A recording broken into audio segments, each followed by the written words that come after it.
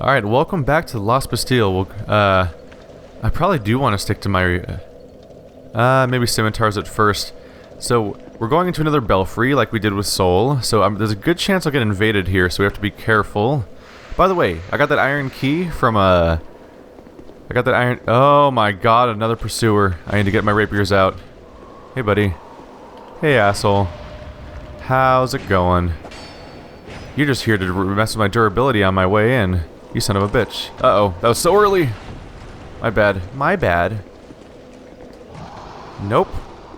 Denied. Alright, come at me. Jesus, I was like, alright, where's that one dog that hangs out in this room? I'm gonna go fuck him up. Nope, it's a pursuer now. That's an escalation. But I'm getting more and more powerful with time, so they're only getting easier to kill. Because I already have their cycle down, so at this point their only real difficulty is going to be from whether or not they can... Oh, Twinkling Titanite. Oh yeah, they all did that kind of. So I have to open this up, and this is once again, if Pharaoh's Lockstone opens up a secret door, and suddenly there's a bell behind it. You wish to defend the bell, do you? Oh, there's a chest down there. I'll get that in a second. I'm just resting really quick at the bonfire. Because among another reason, I don't want to have my durability beaten down before I even set foot in there. Let's go ahead and equip repair powder. There we go. See, I'm probably going to want my rapiers a lot for this zone, maybe. Because, the high damage might help me with enemy players if they invade. And it could help, it's probably going to help me with the boss too. But they're not very durable weapons, so there's a good chance I'll just run out. So I have to be careful about that. So I'm going the route of having repair powder on hand so I can fix it midway through without having to go back to the bonfire and reset everything. Alright, so the moment I walk through that door, I'm going to become a target for invasions just like I was in the other belfry. We'll see if a cool PvP scenario happens or if it's just going to be kind of garbage again. I'll probably use the scimitars for the gnome people. Let's two-hand this shit. Alright, how many people are trying to PvP today? Oh my god, those guys always... Oh, wait, those bodies were all there before, right? They don't wake up or anything? I think those were always there. Alright, so... I forget, can I jump from here? Nope. I don't think you can. Yeah, I think you have to hop down from somewhere else. Hey, buddy. Hey, sneaky buddy. How's it going? Oh yeah, he staggered nicely. And fell right off the cliff. So does one of these holes let me in? No. Ooh, a summoning sign. Merciless Glencore. So that's one of the generic and I don't think he's necessarily a very good summon. Is he the same guy is he the same guy I used last time? Let's see. Masterless Glencore. Oh yeah, he's the guy from the I think he's the guy you can summon against the Dragon Rider if you want to. I might run down and summon him very abruptly if I get invaded, just because I'm at a distinct disadvantage as the person being invaded if it happens, because I can get... Oh, get out of here. If I get invaded, they can cheese me, as shown before. Like, the last guy that invaded me had no problem with attacking me while I was in the middle of combat with an NPC, so if they're not going to play fair, I'm not going to play fair for sure. Although, I just, by default, assume every invader's not going to play fair because they never really have for me. They always have the trolliest actions, so I have to be careful here not to get overwhelmed. Oh, he hit me? I felt like I was pretty out of range on that one. Fuck. Fuck.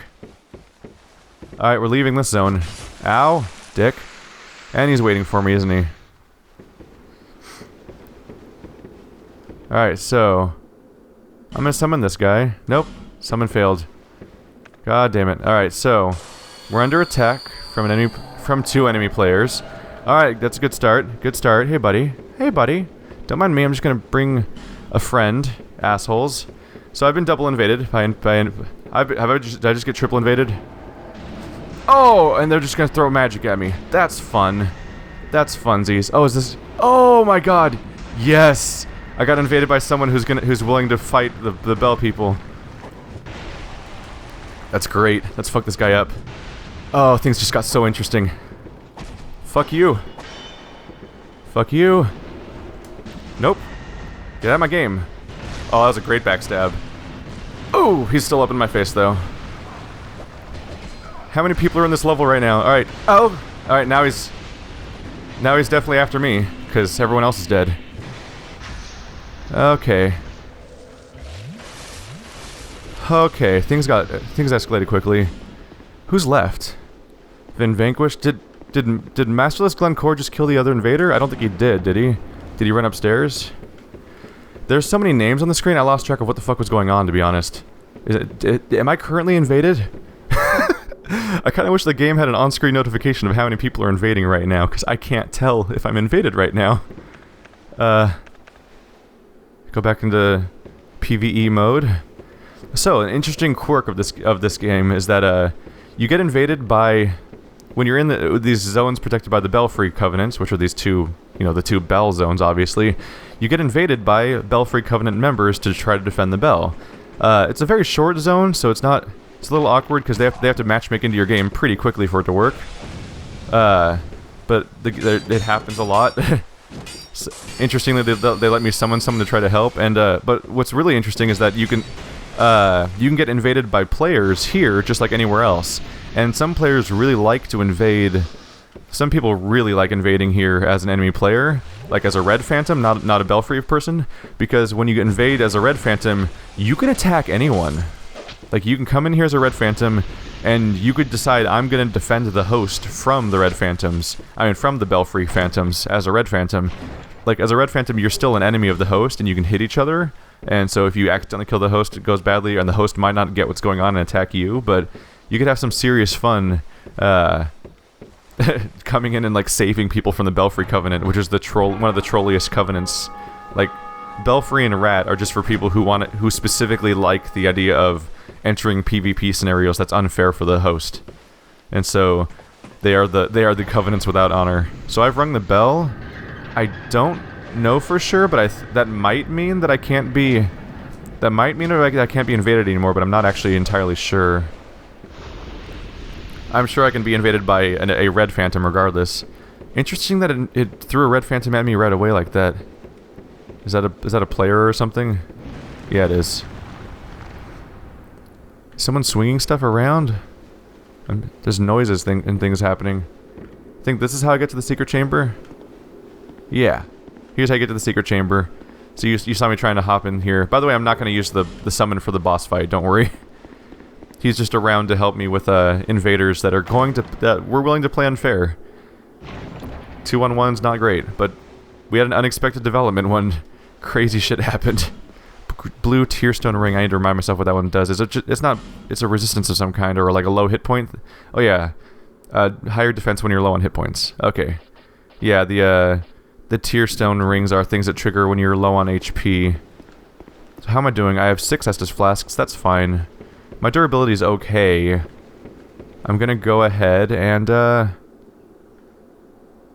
yeah, I think I'm fine. So I'm just going to, there we go. Nope, that's how you lose your souls and return to the undead. I don't kick people out of my games very often. So I need to remind myself what item gets rid of people. There we go, Black Separation Crystal. So we're going to send Glencore back home. Now my question is, I don't know if if you summon people, the bosses get more hit points. I don't know if he's gonna have more hit points now. Like, I don't know if it triggers when you summon someone or when you enter the boss chamber with an ally. We'll find out. It'd be really unfortunate to get more hit points because I'm trying to play fair here. But anyway, Belfry Gargoyles, more or less the same enemy from the first game. I think I'm pretty sure they're a lot smaller.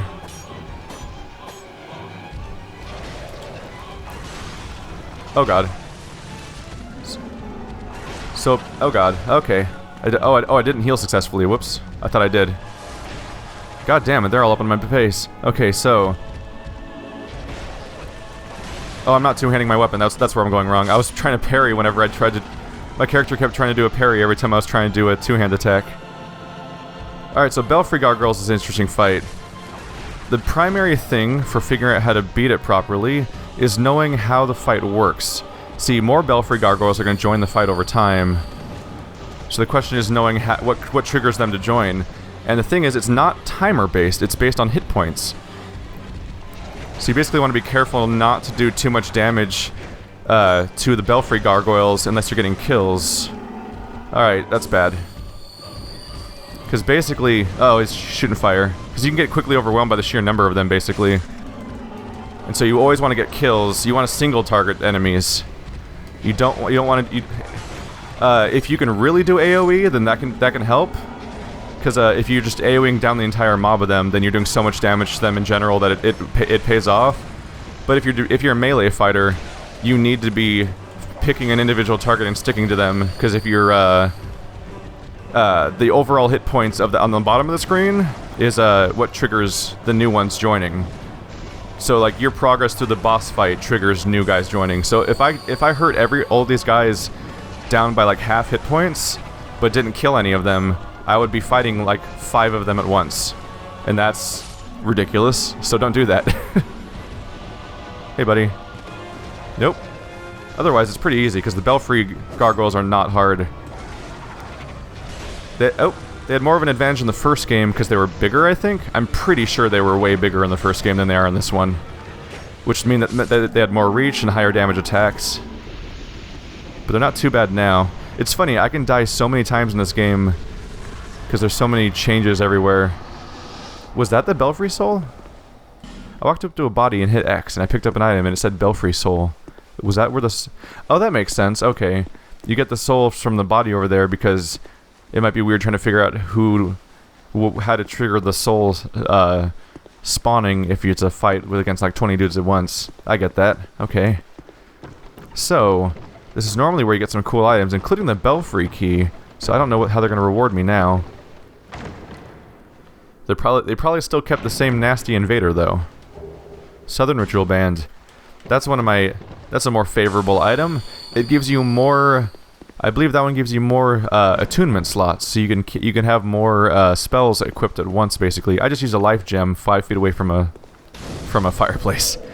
Anyway, this fireplace is pretty handy because this area right down here can be brutal, and they probably didn't want to force you to run through the Belfry area every time. Although I don't know if that place is genuinely dangerous or not. So, right off the bat, you're like, look at all them dogs. That's dangerous. I'm gonna go into... See, if I'm lucky, I could soften some of them up, actually. That's a good thing to do right here. Oops, wrong trigger. There we go. If I can reduce the number of dogs that are gonna attack me, that's good. I think that's the only one that I can actually see from this spot, though. So we're gonna want a power stance, and this is my AoE. So if I'm lucky, I can kill a bunch of dogs with AoE. That's how I killed the Taurus demon in Dark Souls 1 for the first time. I didn't know why people thought that fight was hard, because I beat him on first try even when I was really particularly bad at the game. And that's because I had a claymore and just a big swing, and that swing was lucky enough to kill both of the dogs. God damn it! These dogs are perfectly... God damn it! Leave me alone, dude. These dogs are perfectly staggering their attacks, so I can't move. Is that like intentional AI stuff, or is it just the game getting lucky? I'm not sure. That was brutal, though. I could not get a move in. Oh god. Okay. Quick heal, maybe? So yeah, this is one of my main reasons for talking about the did I say Taurus Demon? I meant... Fuck, what's it called? I can't think right now. I'm overwhelmed by 50 dogs. Shit, what the fuck is he... I don't care. I don't care. The not Taurus Demon, the thing after the Taurus Demon that's also called a demon in Dark Souls 1. Oh god. Hello, friend. So he fights you in a narrow area like this that also has a weird staircase with a balcony on it, like this. And he fights you with dogs, and the dogs overwhelm you and can obliterate you. Only 2 dogs, though, and it's also a much more crowded area. What's the item down here? I don't remember. Dragon Tooth. Oh. Petrified something. Bright Bug.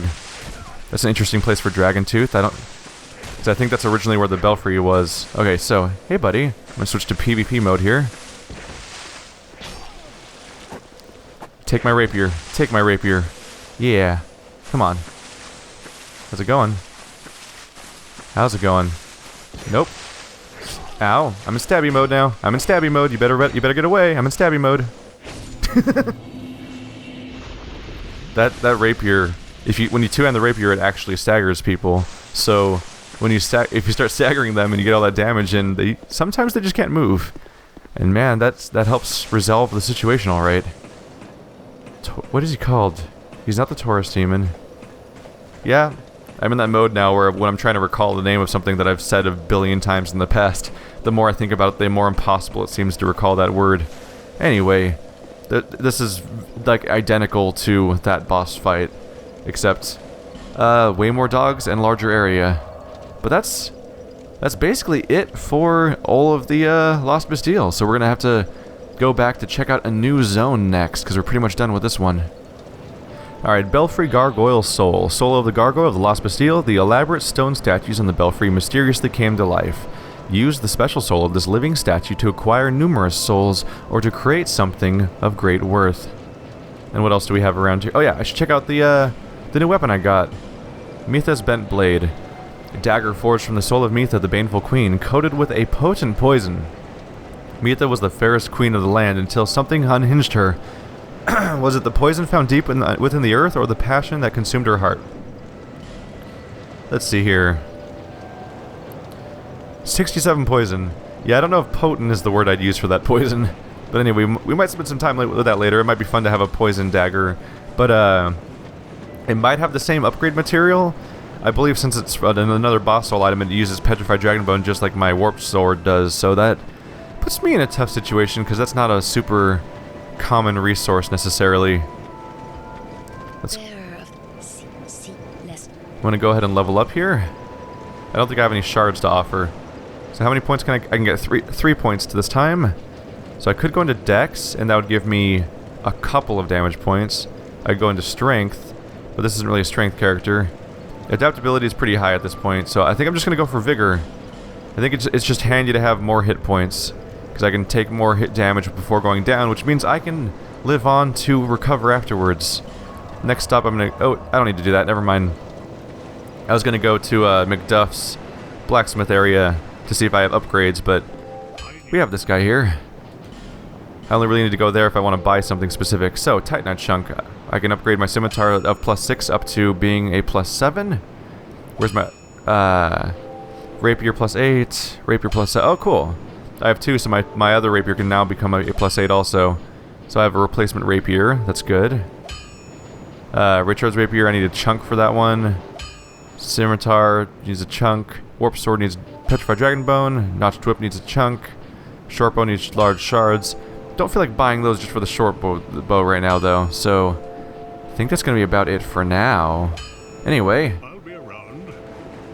Thanks for watching. Like always, guys, it's probably the end of the episode here.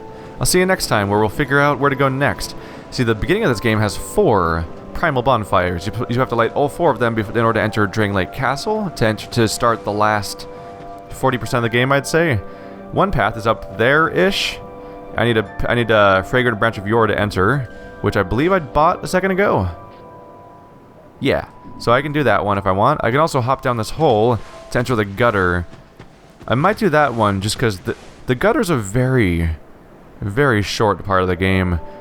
But I think there's an interesting secret that you can find down there if I light a bunch of torches. We're gonna have to talk to Laddersmith there, though. Let's do that now. Wait, you found your way out too. The name's Gilligan. Don't make me say it twice. So what this guy does is he can... Oh, learn a gesture. Prostration. So he can set up a ladder for us. We have a few different options. So one of them is really expensive. We don't need that one right now, but it'll come in handy later. I'm going to pay 3,500. If you pay 500, he gives you like a shitty little joke ladder. That's useless. A very reasonable offer. Just you wait.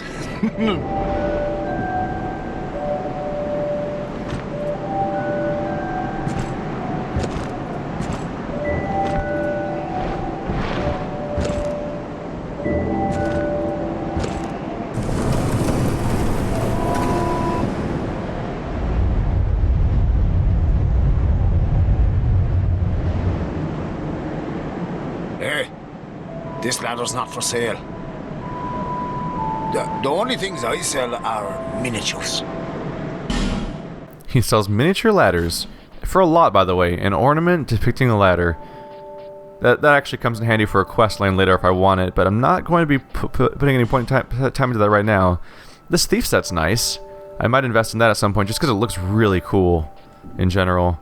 And then he sells reinforced club, whip, claws, and wooden shield. So this should be this.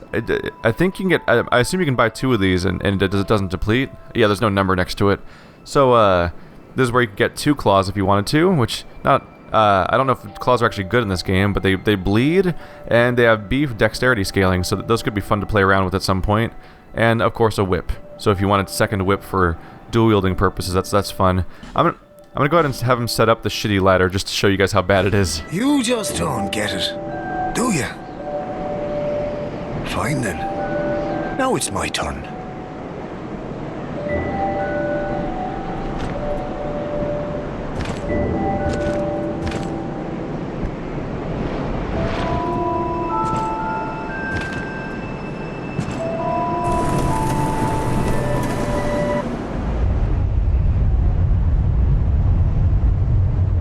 Yeah. He also really wants to tell you that the ladders aren't for sale every time you talk to him. So, look at that nice big ladder. It goes all the way down to that platform, nice and safe. And look at this one. Aw, it's like a prank ladder. The funny thing is I'm probably going to go down it anyway at first, just because there's an item there that the first ladder...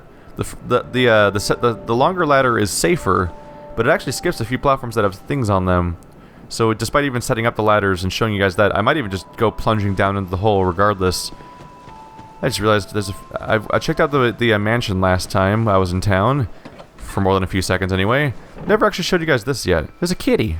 There's a kitty that talks. Oh, undead are we? And one without much time remaining. They like to have talking animals in these games. Her name's Sweet Shalquoir, and she sells a handful of handy items. So, Ring of the Evil Eye. This is handy because it's good for hit point maintenance when you're doing the PvE, like clearing your way to the boss.